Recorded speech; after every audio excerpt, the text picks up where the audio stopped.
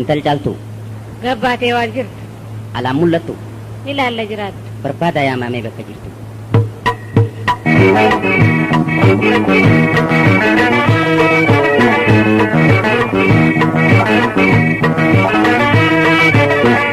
Haadha ibsaamee qofa fadheenyaan si dhageessisa.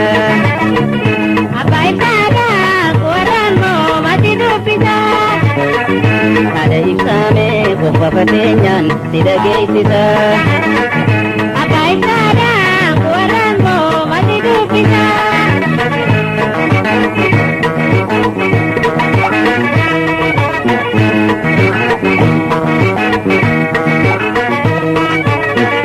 Nadi beektu anaalli caaltu ani waan toltu natti fakkaatu kanatti mul'attu ati hongartu. Hawaasni garee badii takaalee hiriyaa heddummaatu isi maalee dubra gargaaraatti foofuwaallee. Haadha ibsaamee qofa fageenyaan si dhageessisa. abbaa ibsaadhaa qoraan moo mati dubbisa.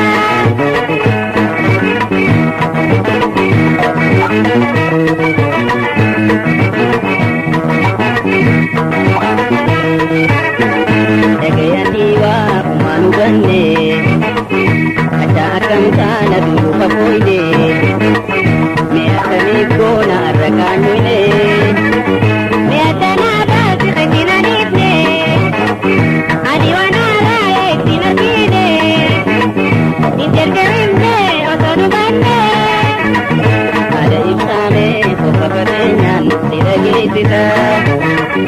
abbaa ibsaadhaa qoraan moo mati dubbisa.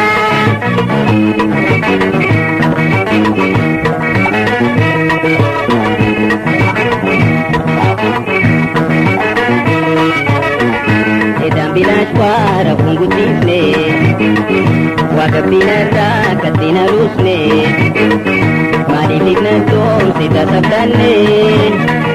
Mi'a lakkifnu ammuma taane moo'isii kaakanne kophaatti yaanne osoo dhibbirri ala nu baane. Caaltu qaamni kee furfuree garaan si fullaa'uun sababni isaa maali naa himin dhoysini. Yaa abbaa badiin tooto honga dabarte waa beekeetii miti anuma duraa taate har'aata sobaatu qalbii toona hate ijoollummaa matiyyaa ana galaafate.